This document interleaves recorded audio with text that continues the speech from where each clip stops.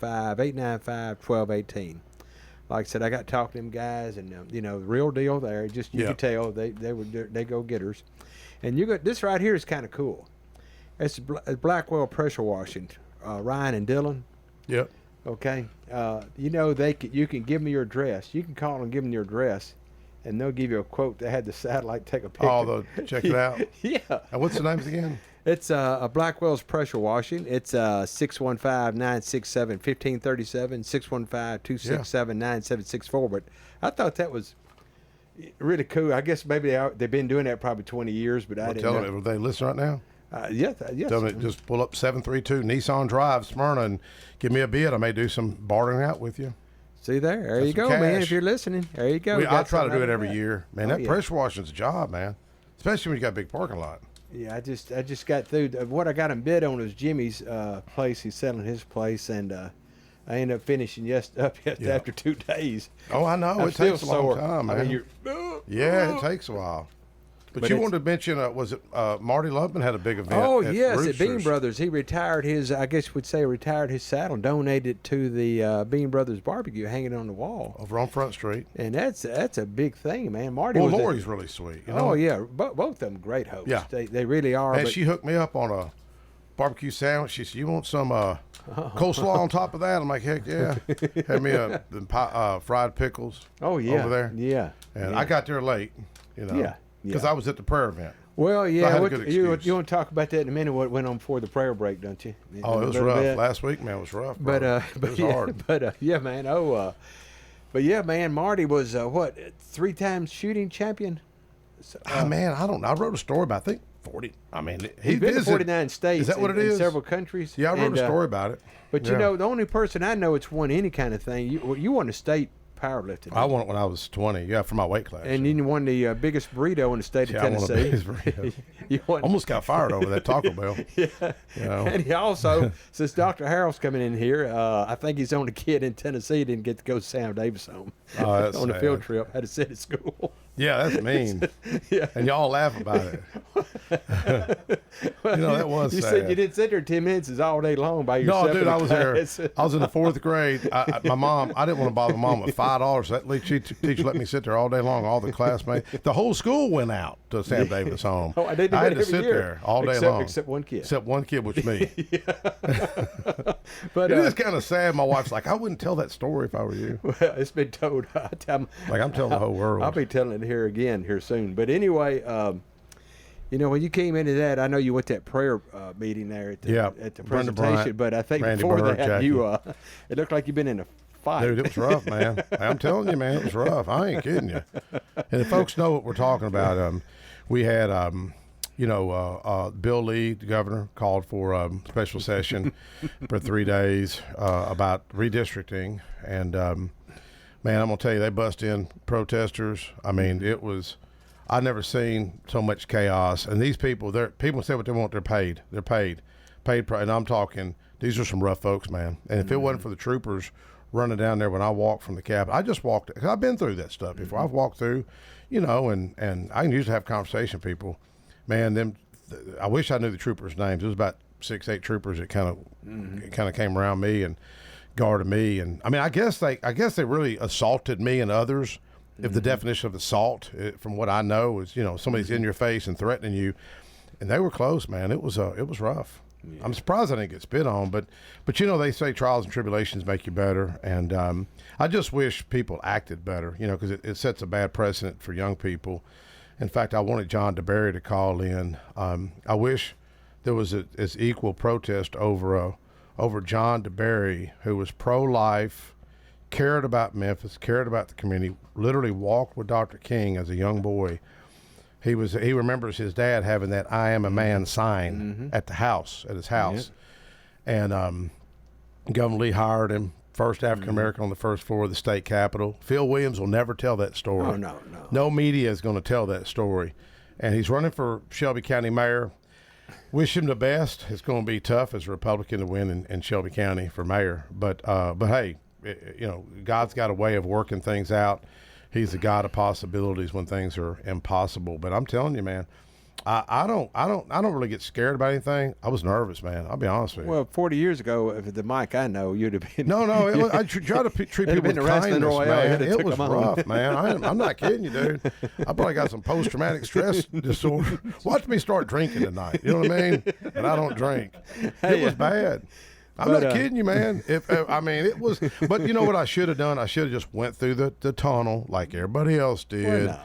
But don't I change your waited. life to change for somebody else. But you know, you talk about the news, man. The Walter Cronkite days are over. That's over with. You know, you can trust the news now. Oh, maybe. Well, I think don't. public opinion. You may disagree with what happened. Listeners may disagree with what happened with Memphis the other day. But I want to remind folks, Democrats drew Shelby County up into 3 districts in 2002. You can pull up and see the map. Just Google it. I'd rather have 3 representatives. We're going to have 2 representatives for Smyrna now. You know, they carved Smyrna in there. Smyrna. I'm not mad. I'm glad. Yeah. You know, I mean, nothing against our current congressman, but I don't really see the guy. Yeah. They may get mad at me saying this, but who's our congressman? Dave Drolet. And nothing against. I mean, he votes right, but hey, you know, let's face it, we don't really see him much. He's a doctor or something. Is he a doctor? I think so. Yeah. I get a thing in the mail every now and then. I kind of guess I should have known that he was our congressman. But. Well, yeah, if you get maybe you think, you know. Anyways, but that event with Marty over there, I run my TennesseeLedger.com. You could read the story. That was really, really nice of Marty donating that saddle that I think he visited 49 states, and he won several championships. And, you know, a lot of folks like to relive, you know, some of the accomplishments they had in the past. I think he claimed, if I can get this pulled up right, 400,000 miles. Trailer pulling he said he horse. drove? Yeah. That's hard to believe. You think he's exaggerating? 400,000 miles? That's a lot of miles, man. Well, and he drove to 49 states? Well, you got to figure, you know, like. How'd he get to Hawaii? Huh? He didn't go to Hawaii. That's the one he didn't go. Anyways, he drove to Hawaii. Did he really go to Alaska? Probably. Did he go? He said 49 states. Okay. Now, when I was born, it was 48 states, so I guess there's 2 new states there. But, you know, folks know who Marty is. You know, Marty had that bad car accident and just, he's a really good guy. Limited mobility, but he's helped a lot of people in the community. We appreciate it. Anything else you got? No, I think we're good. But, you know, I'm all about the Republic and democracy and the First Amendment. But, man, when people start fires and you start cussing troopers in their face and almost, you know, which I think is the definition of assault, when you're almost in a trooper's face, called MF and cuss like a dog, and you can hear the whole thing. Somebody stood on their desk. I mean, that's not decorum. That's a bad. Dr. King be embarrassed. And John DeBerry, you know, they took him off the ballot. I mean, he was pro-life, and where was the protest with John DeBerry? It was a 26-year lawmaker. He was the strongest voice for Memphis. Yeah. And it'd be hard to debate that issue. Yeah. The strongest voice. And when I say strongest voice, he didn't cuss and scream and was loud. He was effective. He was effective. He could get things done in Memphis. These other people that are screaming and crying and dropping F-bombs and lighting fires, they're never going to get a nickel for a budget request. But I bet. I mean, they will never get it. They'll never get anything passed. I bet they're not even voters. Those people that came were just they were some rough They paid folks, them and man. brought them in. You know, they were some rough folks. You know, why don't we do something? Let's go to commercial break, and we come back. Let's play the speech of John DeBerry, one of the most powerful speeches. This is the guy, remember, that marched with Dr. King. That was at the mountaintop speech as a boy and heard Dr. King. It's a spiritual issue, folks. Ephesians 6:12 talks about this. They had to get rid of John DeBerry to rein in this other stuff, because John can counter this. It's going to be hard to debate John DeBerry. They had to get rid of John, so that's why they took him off the ballot. But give God the glory for it. What they meant for evil, God meant for good, because he went from making $48,000 a year to $175,000. First African American to be on the first floor of the state capitol, and no media will ever tell the story. Phil Williams, if you're listening, tell the story. Scott Broden, if you listen, tell the story. They won't tell the story. Not going to. Let's go to commercial, and when we come back, let's play that John DeBerry speech, Connor. Folks, we'll be right back. Josh Moss with Affordable Heating and Cooling provides residential HVAC and duct cleaning services to the Middle Tennessee area. With more than 20 years of experience, Josh Moss and the AHC team provide 24/7 service and take care to ensure whatever work you need done is done in a professional, timely manner. Contact AHC at 615-745-1676. That's 615-745-1676. Or go to their website at affordableheatingandcoolingtn.com. Most people know that their insurance can provide them with coverage for the many life's mishaps. But I can help you also unlock discounts, save money, and get benefits with Farmers Insurance policy perks. Whether we're discussing home or auto insurance, I am here to help you understand these great perks. Call me, Mark Lewis, at 615-625-7070 for a quote, and you can get a whole lot of something with Farmers policy perks. We are farmers. Bum, bum, bum, bum, bum, bum. Not available in every state. Only available with select Farmers branded policies underwritten by Farmers Truck or Fire Insurance Exchanges or affiliate. Want a flawless look without the wait? Step into the Vanity Zone in Smyrna, where upscale style meets everyday convenience. Specializing in precision cuts, color services, waxing, and more for men, women, and kids. All delivered by highly trained stylists with an eye for detail. And don't miss the signature hot towel refresher, the perfect finishing touch that leaves you feeling clean, relaxed, and ready for anything. Walk in or book now the Vanity Zone in Smyrna. Looking your best is always in style. At Dr. Automotive in Smyrna, we're committed to providing local car owners with top-notch auto repair services. With over 2 decades of experience, our ASC certified master technicians are experts in both foreign and domestic vehicles, ensuring accurate diagnosis and timely, cost-effective repairs. From oil changes to major engine and transmission repairs, we've got the cure for your car. Dr. Automotive, keeping your car running smoothly, mile after mile. Visit our website, smyrnaautorepair.com. Hey, Middle Tennessee, it's Mark from the Safe House. Can I have your attention, please? I have an important announcement. Our president has a backbone. Thank you, President Trump. We sleep better knowing our country is protected. And speaking of protection, criminals laugh when you purchase a fake safe from a big box store. There's no better time than now than to visit the Safe House and see what a real safe looks like. Rebates now through the end of July on select brands. Our brands include Liberty, Fort Knox, and Browning. Drop by one of our locations or go to NashvilleSafehouse.com. And remember, we don't just sell safes, we sell peace of mind. Thank you, Mr. Speaker. I don't want to question the patriotism or the integrity of any of my colleagues who have spoken before me. That's not for me to do, just as it is not for them to do. We find ourselves doing it quite a bit in this body, and that's unfortunate because folks sent us here not to accuse each other of anything, but to do the job that they sent us to do.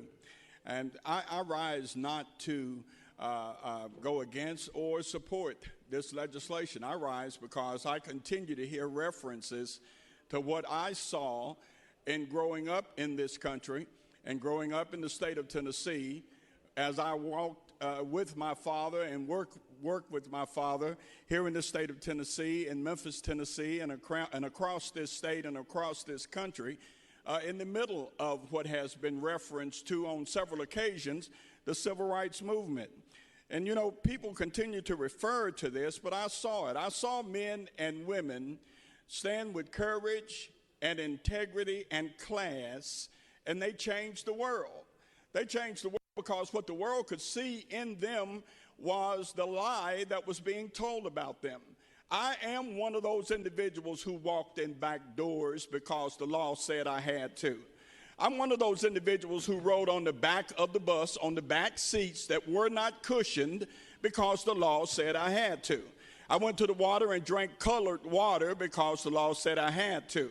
I went to a school where everybody looked like me and the country was divided and segregated because the law said that I had to. So all of these things we continue to refer to are the things that me and my generation lived. We saw it for ourselves. We're not reading it in the history books, but we lived it. I went with my father when he and our neighbor got one of those I am a man signs and went downtown Memphis and watched him stand there proudly with Dr. King and other men and women, black and white, who had enough courage to stand up against what was wrong. And the way they did it, they had on their suits, their shirts, their ties, hats, and if it was cold, their overcoats. They locked arms and they marched peacefully. And Dr. King stood for that which was peaceful, because the world took a look at what was happening in Memphis, in Chicago, in Detroit, in Washington, D.C., and all over this country. We changed the entire world.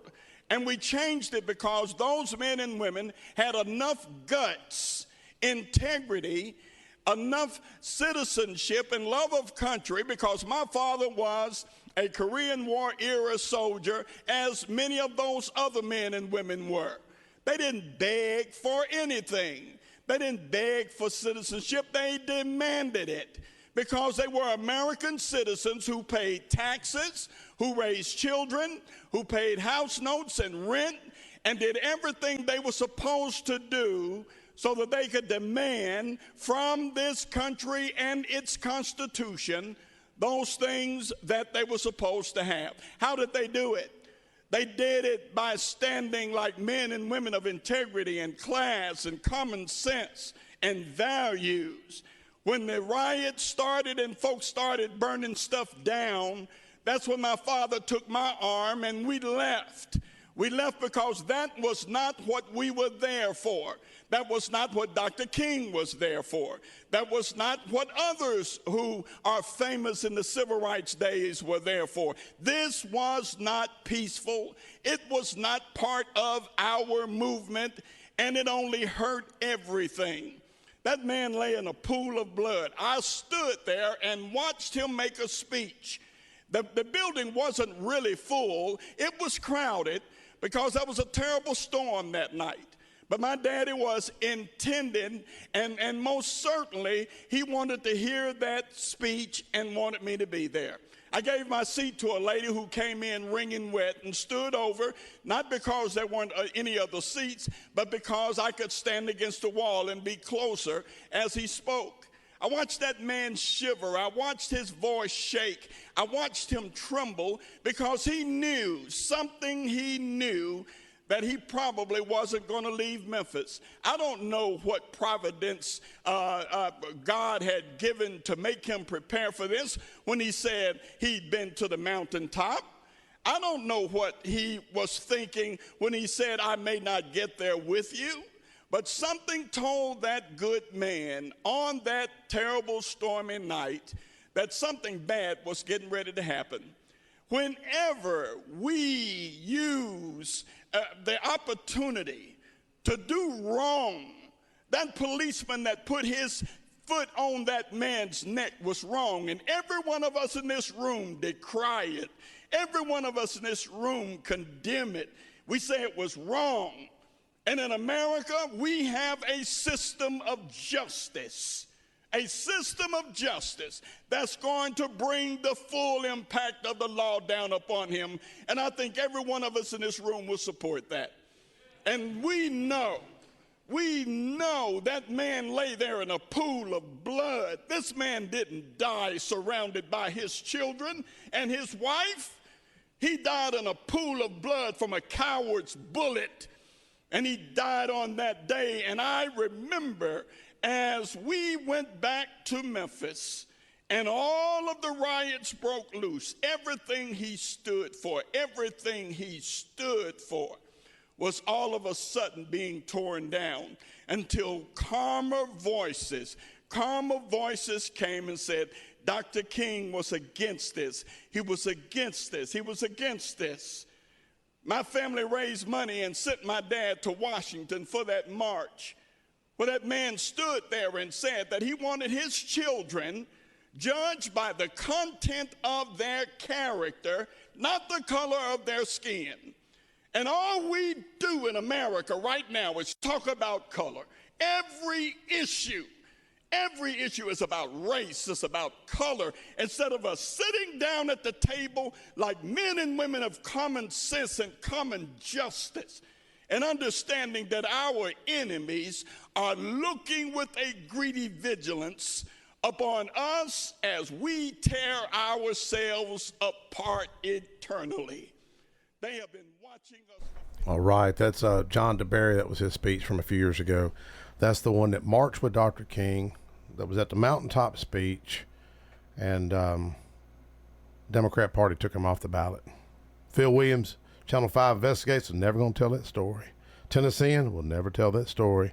That's why people get upset with the media. That's why mainstream media, the credibility, I would argue, Dr. Clark Harrell, is at the lowest it's ever been. The lowest it's ever been. You know, we just seen that with that Spencer. Is it Spencer? Oh, he's running for flat or something like that. He's running for mayor of Los Angeles. I think CBS only aired like a few little bitty clip of him, and he got on to CBS because they didn't air everything he talked about, and he challenged them, and they went back and ended up airing it all. But anyways, that's John DeBerry story. I wanted John to call in, talk about his mom. You know, when I first got elected to Tennessee General Assembly, that was the first thing. One of the first things I did was just go meet with him. I just want to get some advice. I just heard Bill Kitchen brag on him, Joe Carr brag on him, Jim Tracy brag on him, and Donna Barrett as well. But anyways, we'll leave that topic from. But you know, he makes a lot of good sense. But that's why they had to get rid of him, because and I'm gonna tell you what we're seeing. What we're seeing is this Saul Alinsky's rules for radicals playing out. That's what's playing out. If I'd have had that kind of behavior, I'd have been arrested. If you'd had that kind of behavior, you'd have been arrested. Connor, if you'd have done that, you'd have been arrested. But for some reason today, we're giving people a pass. And it's really a threat to the Republic, man. It's really worrisome. But speaking of the Republic, I appreciate what you do for these young lives at Stewart's Creek High School, touching those lives every single day. And y'all had a huge success last year. Welcome, Dr. Clark Harrell. Yeah, absolutely. I mean, it's good to be here and making a difference in people's lives. That's what it's all about. Now, I got to say this before I start. I came on because last podcast you played Foreigner, and I just wanted to hear some vintage rock. Did we play? Oh yeah, did you hear? Was you listening? Yeah, that was my buddy. Urgent, so well, I meant to play Jukebox Hero, but that was my friend Eric Tutabene. Yeah. He's Italian. His dad had passed away early that day. His dad was 95. Right. And I just called check on him, and he's in a band where I think they're kind of retired now. He is.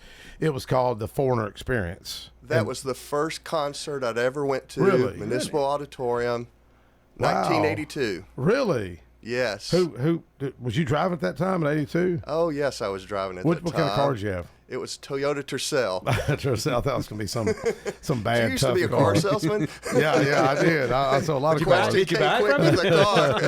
Did not buy it from you. It was from the Murfreesboro Toyota. I drove my wife's Mercedes tonight. She let me drive it. Did it really? Twin turbo V8. I'm driving my daughter's vehicle. Really? It'll do 0 to 60 in 4.3 seconds. I've only, I don't try to get on it from 0 to 60. I try to go 30 to 60 real quick, but right. I try to keep out of it, man. Man, I'm gonna tell you what. If you know Andy Miller in Smyrna, Andy Miller, Sergeant Andy, he don't play around, man. No. If he sees you, he'll write you up, man. He's tough, you know. They didn't play around back in the 70s either, because my mom had a Camaro. Did she? I hope she's not listening, but yeah. They got her a few times. Did she, Smyrna? Yeah. Yeah, and then my brother and I talked her into getting a Trans Am when Smoking the Bandit was out. And she bought one? Oh, she did, just because the boys said to. Was it black edition? Oh, it was white, red interior with the T-top. Oh, wow. And she came back. We kept listening to her I just don't understand. It seems like I'm flying, and I'm just going 3. Finally, we realized at one dinner, the tack. She was looking at the tack. There's no. She was going down Murfreesboro Road and telling how fast she was going. Wow. Those are cool cars, man. Oh, they were the cool cars. You know, I had a Firebird. It was one of the little, like a ruby red Firebird. I'd bought it fixed up, and I remember, man. This is a funny story. You know, I always talk about my dad was military, right? And he was over the top military, just hard. In World War II, I guess he's seen a lot of his comrades get killed, and I guess he just didn't really have that. I guess he just had a hard time dealing with it.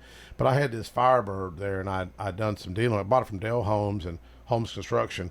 I think it was $900, but it had a different front clip on it. Dale had bought it or something, and it had a yellow front clip. It had a maroon back end, and had it over to the house, and I was working on it, and this guy comes pulling up in this black Trans Am, Smoking the Bandit. Oh, yeah. And you remember my mom and dad divorced. My dad was a car guy, and the guy comes pulling up. They had these side pipes on the side of it, man.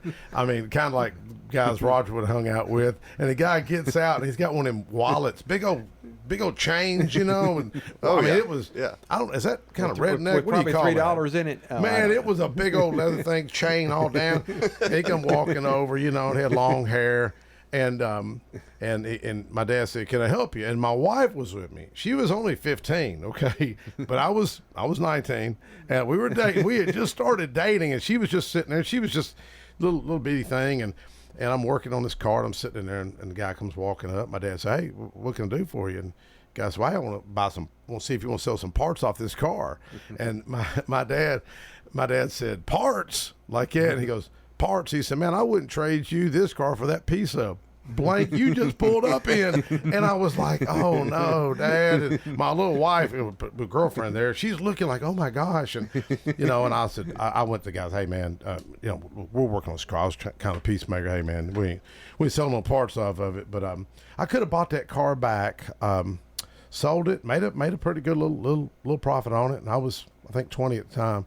And when I sold it, and a girl had it over across the food line, Davis Park, and I remember seeing it, but it was so faded, and you know, and she sold it for $2,000. I thought that was high. Have you priced that kind of stuff lately? Them cars? No, because I have daughters and prom dresses and wedding coming up. Yeah, it's they've all got. Who knew how much dresses were? I do now. You know. Oh, and then one that Marty hooked you up on insurance. No, that's my red 68 Camaro. Okay. You know the story. Marty ran me off from his insurance company. He was mean, man. Marty Lubman was mean back in the day. I'm telling you, he was. People think he was mean. I come pull in there. I've seen Marty shooting some guns, but I didn't associate that with being mean. I just wanted some insurance, and he goes, "What's he doing here?" Real sarcastic to his secretary. She goes, "Well, he just wants some insurance," and I was just 17, and he goes, "We ain't insuring him." He was mean, man. Ran me out of there, and I vowed I was gonna get him back one day. I was like, "I'm gonna get this joker back. One day I'm gonna get him." And he come by, and I started my car business years later, and he come by, and I was locked and loaded, man. I was fixing to cuss him. I mean, I was gonna tell him, I was gonna be like my father. Don't let that door hit you in the butt on the way out. Man, I had it all lined up, and I knew what I was fixing to say. I had it rehearsed. I had my lines ready. Because when I see him come in, and then I stopped, and I thought, what would my mom want me to do? What would she want me to do?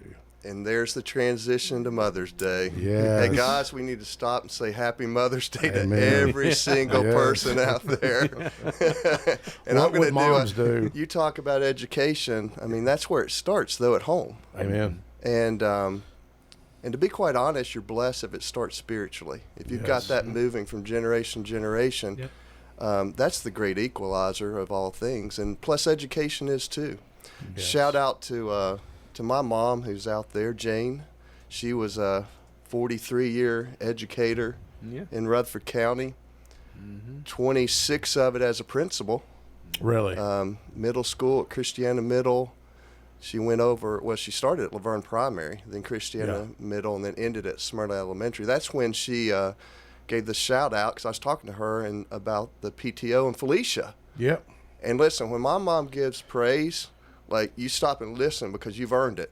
Her generation, like, you're expected to do excellence and achieve at a certain level, but you know you've done something if you get praise. So I made note of that myself. Yeah. She's an inspiration to me. So a shout out to her, and of course my wife Nicole too, who is, hey, if I have any wisdom, is that I know that God blessed me when she said yes. I'm going to leave it at that. Yeah. Where'd y'all meet at? Where'd y'all meet? Where'd we meet at? Yard sale or something like Roger, his wife? Well, I was if you're going down to our first date, if you want, we're going there? I was just curious where you. Okay, I was a minister and she was a bridesmaid. Oh, really? That night we connected and we went out. Really? Have you done many weddings? I've done tons of weddings. Do you like doing weddings? Yes, this is the I love doing weddings. They're a lot better than doing funerals. I'd say so. Yeah. I don't like doing weddings. Well, I've done a few. I don't like doing them. I was a shopper. That's where I met my wife. She was a shopper at my ex-wife's yard sale. Okay. Some of my stuff was in it. Selling stuff. That's how I met her. So she was shopping for a bargain, and I was shopping to see if any of my things were in there. I wasn't supposed to be in the yard sale, and she did sell one of my motorcycles. Oh, I hear you. Oh, she sold a motorcycle? My dirt bike, Can-Am I had. She said, Oh, That's really? why I went over and somebody told me. And so I pull up in a red Corvette. You know, I owned a business back then. My wife now. Right. She was a customer. I guess she thought I had money. She didn't know I was getting ready to be broke. I was getting ready to be selling your stuff. Yeah. That's a country song right there. Oh, there's Dude, a seriously, country you need to work song. on that, man. That's a country song. But been That'd make married. a good country song. I'll write it. My I'll write it wife for you. been married, I guess, 37 years now, man. Really? I was married 10 on my first one, and little gap in there, and then sometimes you gotta, things happen, and you find that right one. There's a friend of ours. I won't say his name, but it's a friend of ours. I pray for this guy every morning. Mm-hmm. And one time, my wife started laughing about a year ago. I know it sounds kind of odd, Doctor. Minister Harold Clark, Clark, and my wife Again, just started don't make it giggling worse. because I said, "Lord, let my friend get his kids back and get his home back." And I'm praying for it. She started getting, man, it sounds like a country song right there. And I think there probably is one. They say if you play a country song backwards, it says you get your home back and your dog back and the truck comes back. I think you get arrested and you're drunk or something too in some of them, aren't you? Most of the time. But no, we think think about, the moms. I mean, I talk about the fatherless and the power of a mentor, power of a father, but man, I mean, so many moms today are raising, and grandmothers are raising kids today. Absolutely. I mean, I want to connect moms and education, because you mentioned education earlier, and I didn't want to get away from that, even though I do like vintage cars and other things like that. I think back, my mom, there were 4 kids. She was the second oldest, and her dad, right here in Murfreesboro, at the Coca-Cola bottling company. Mm-hmm. Y'all remember that? Well, barely. Right where Discovery Center is now. Yeah. See the used to be the old ice from the plant, then it street. became the Coca-Cola bottling. Oh, yeah. Yeah, you see him. Yeah. And he was tragically killed in an explosion. So Oh, that's right. you have my grandmother Wow. immediately having to raise an 8, 6, 4, and 18-month-old. Wow. And they moved out. They lived right across in a trailer from that Coca-Cola bottling. They moved out the Buckhannon area. And and my grandmother ended up being at Buckhannon in the cafeteria working. Yes. And, probably there's so many great things about this nation, religious freedom, of course, and other freedoms we have, but to think about that public education is given for all students. Because you can take that and do what you want to, and especially in this day and time with the offerings and what we're doing, and I love being a part of that. But back then, my mom was sick, so she went into first grade, and there was a teacher named Nell McKee. And isn't that interesting, this many years, because we're talking back in the 40s. That a teacher's name I'm mentioning tonight, Nell McKee, took her under her wing. She took her under her wing so much that when she ended up 2 years at MTSU, and that was a college then, of course, she could start teaching in Rutherford County. And she taught, then my mom taught at Buckhannon. That was her first job. And Nell McKee, she co-taught with her in the same grade. Really? Wow. Well. And what that did for her, teachers, I see it every day. It's a calling. And most are really quick we're too quick to criticize across the board. Yeah. I don't care who you are. Yeah. And there has to be, I think, a spiritual movement in our state and our nation that says enough's enough, and let's have our disagreements, but let's talk it through. With me, he's retiring. Bud Halsey, just country's cornbread out of Kingsport, just a great guy, 36-year law enforcement guy, and I didn't realize he did motivational speeches. I mean, because he's just quick with little adages and quips and stuff. So I interviewed him on the Capitol porch out there on the south side, I guess it is. And I said, man, what's it going to take to turn this country around? And I don't see him as a religious guy. Like I could see you as a religious guy, me as a religious guy, but not Bud Halsey. And he said, man, this country needs a revival. It needs a revival. He didn't say we need more laws, we need more lobbyists, we need more tax increase. He didn't say all that. He said, this country needs a revival. Yeah, it can be done we get to it, with though. Scripture. It can be done with just history. Like really getting back and knowing our primary resources of this country and let that be in the curriculum. Yeah. Well, John DeBerry, you know, when you hear his voice, he, like when he would speak on the House floor, he would get everybody's attention. I would call him like the E.F. Hutton. Remember the old commercials? E.F. Hutton speaks, everybody listens. But if I was a bet man, I wouldn't bet he's going to win this race in Shelby County. But I wish he was running for this new congressional seat, because he could be a voice not only for Smyrna, Tennessee, and Memphis as well, because that voice is coming from a firm foundation. He cares deeply, whether it's education, whether it's the unborn. And that's what bothers me with all this ruckus we had today. Who's speaking up for the unborn? Where's the voice there? Where's the voice for the fathers? All those guys that are the mass incarceration that's going on now. I mean, you look at especially the young African-American males, man. I mean, I've got, you know, my assistant Marvin is doing great. He didn't want to go back to Memphis. You know, now he's in law school. He's at working for Office of the Courts. Got another year to go. And he had a way out. But I'm going to tell you, going back to what you said about your mom, that's the power of a mentor right there. Yeah, it is. And it's the power of the generation to generation, too. Like that, you know, they didn't have a lot at all. I mean, when he died, I told you where she started working, in the cafeteria at Buchanan. And then the Social Security they got from that death wasn't enough to buy their food. Really? And that's it was all? not. Yeah. Wow. And yet, what few clothes they had, they were going to be clean, they were going to be pressed, and values. Yeah. And I know with my grandmother, she was always, to me, just quiet and soft-spoken, but you did what she said. And I was talking to Mom about that. I said, tell me about how that worked growing up, because I knew my two uncles, you know, and I was like, you know, Bill Davis and Darce Davis. I'm like, and he said, no. We had a respect for Mama. Yeah. For our mom. You ever get smart with her? Never. I'm just kidding. I'm telling you, it went down the same way with mine. Yeah. I didn't get in trouble because there's no way, I never got a spanking, anything like that. But to let my mom down, because that same respect was generational, but also that same faith. Yeah. Because that's the rock, that's the foundation. You think of how many men can relate to that? You know, because I was getting in some trouble when I was 13, 14, and I would think, I don't want to hurt my mom, even as a young boy. And we have too many, and let's face it, like, it seems like matriarchs are more the norm, being strong for men today. So we're learning from these matriarchs, but we have to have mentors that are male. And if you aren't getting that in your generation, we've got to be a domino stopper somehow, so that pattern doesn't recreate itself. But you as an educator, as a principal, I mean, you have a lot of influence, but how do we get to that? I mean, what curriculum do you promote? I mean, because I wish we had more male teachers. I wish we had more African-American male teachers, like ex-military guys, ex-police officers, that have a heart for kids. Well, I mean, from my viewpoint and vantage point, we're doing great. Yeah. Well, see, isn't that interesting? Because we always look at, it's so easy, and not here. Yeah.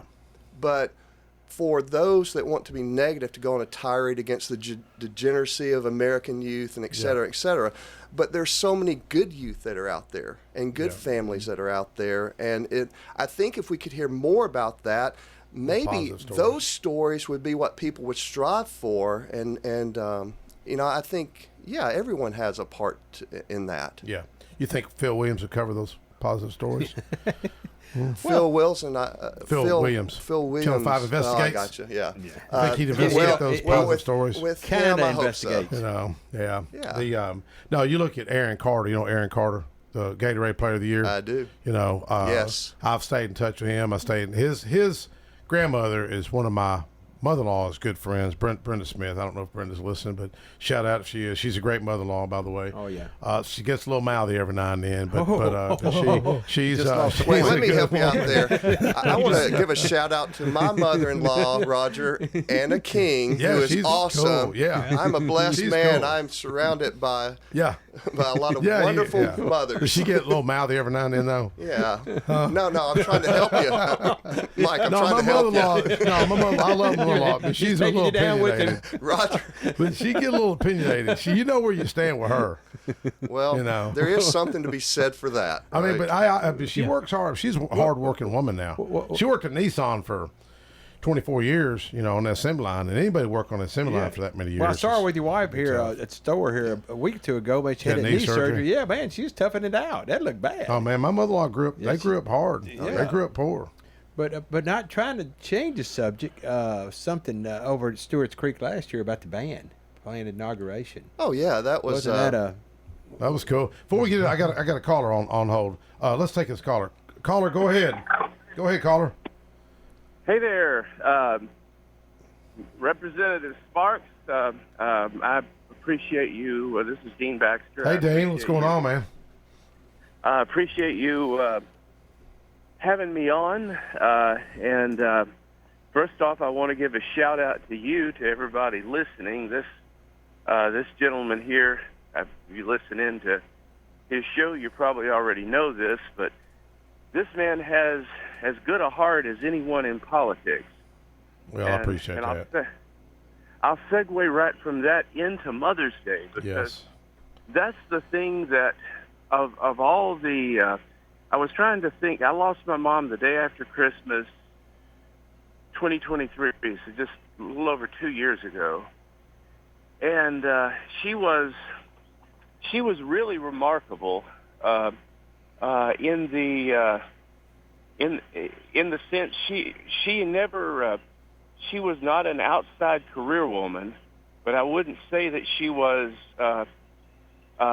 ever she worked more than in keeping our family together, keeping all of our business interests together, her civic engagement. She worked more than anybody, but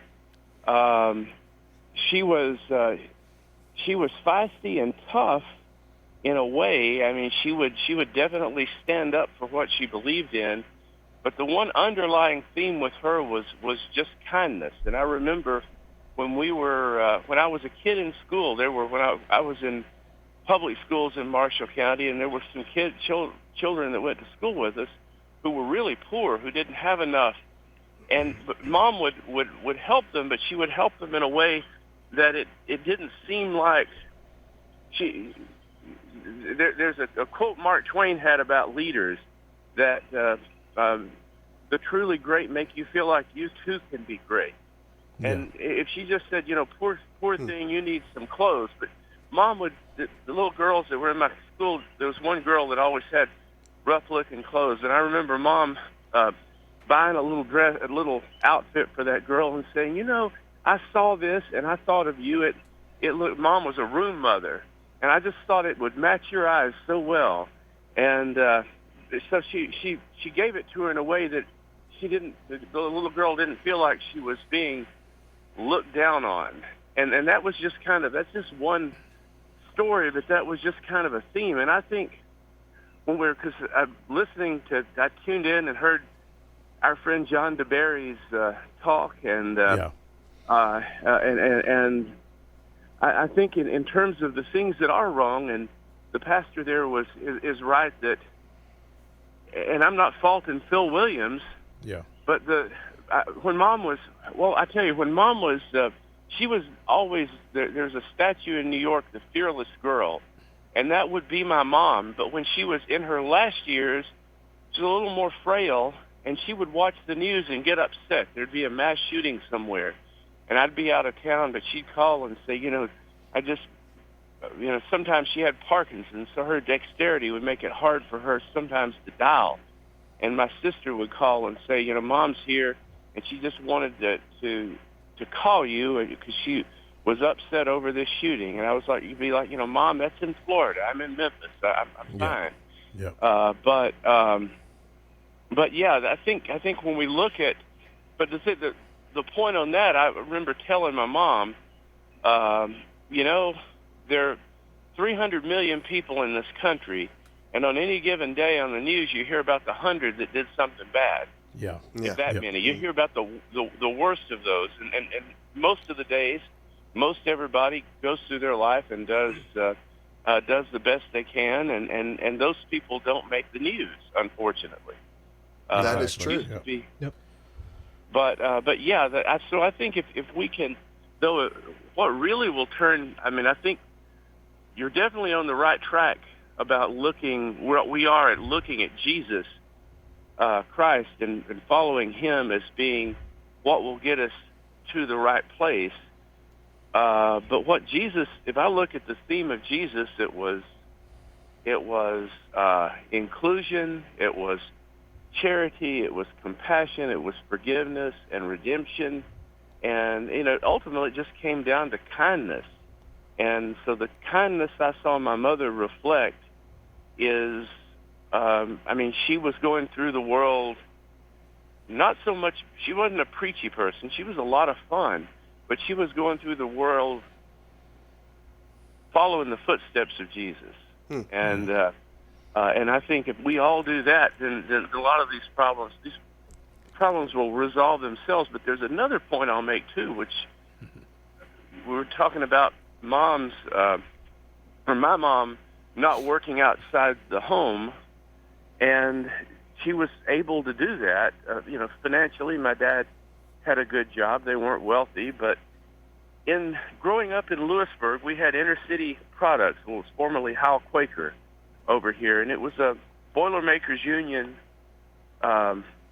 facility. So people, especially if they were there for a few years, they made good wages. So a lot of the kids I went to school with, if their mothers could be at home, or at least if they're, and sometimes there was a working mom that worked there, but still, they made enough that, if a mother had to work, she wasn't having just to scrape by. Mother might work part-time somewhere. Yeah. But as it is now, just for people to survive, the costs are such that, and part of this too is your priorities, because we all want so much stuff now, and maybe we could do with less stuff. Exactly. But it's, I think if we can somehow address some of the economic iniquities, and I'm not talking about in any kind of socialism or anything, but just if working people can be able to have it a little easier, where moms can stay home. Exactly. Hey, Dean, there's just no substitute for whether it's a mom or a dad. There's no substitute for somebody just being there. Exactly. Dean, And thanks for your I'm call. that mine was, and yes. I guess I'm just blessed. Yeah, amen. But, hey, Dean, we got the moms. Well, I'll say just one a few other thing. I'm few sorry, more I'm few more long-winded, but, minutes. But hey, bro, with my mom, I also had an aunt. Hey, National Dean, thanks for your Healthcare call. Corporation there in Memphis. My aunt was one of. One thing that he's reminded me of about the example of his mom and helping something is we need more of that. And I just thought of something that happened like 5 years ago with my mom, and I met someone in a restaurant, and the short story is this. I guess they knew me because of Stewart's Creek High School. I did not know them. I don't know the name now. She shared at the middle school that my mom knew that she was having trouble, that bought her clothes, would clean them, bring her in, and dress her in different clothes every day. Yeah. Mom never told me that. I never knew that story, and this adult was telling me this story. Really? We never know the difference we can make in people's lives, and the ones that are humble are amazing. Exactly. Jeremy, you wanted to say, shout out to your mother? Yeah, bless that woman. She's a fantastic woman. I posted just a Mother's Day. What's your mom's name? Huh? What's your mother's name? Linda, or Lindy for those who know her. But no, she has put me on the path that I am now. I mean, she's the one who's taught me compassion, when my dad is the one who's taught me how to be a man. And so, Roger, you got anything about your mom? Well, she passed away 2011, breast cancer. Yeah. But like I said, she was always there. My dad was always there. And I remember him working 3 jobs, a full-time, 2 part-time. It was 5 kids. Yeah. And so, That's work ethic. it was, I had a great life, I think. Yeah. Well, Clark, going back, we want to try to get Marsha Blackburn on the radio, but it's Mother's Day. And her field rep said, man, there's no way Marsha Blackburn is going to come to the station or call in because it's Mother's Day. She devotes her whole time for her family that day. But we're going to try to get her on. She's probably cooking in her kitchen. Is I she? asked her what her favorite restaurant was. Yeah. She went, her kitchen. Oh, her really? kitchen, yeah. Well, tell real quick. Unfortunately, for 10 seconds, I'm going, where is that? Yeah, real quick about the ice cream and the students. Share that story do we real have quick. time? Real quick. You got just a few seconds. Go ahead.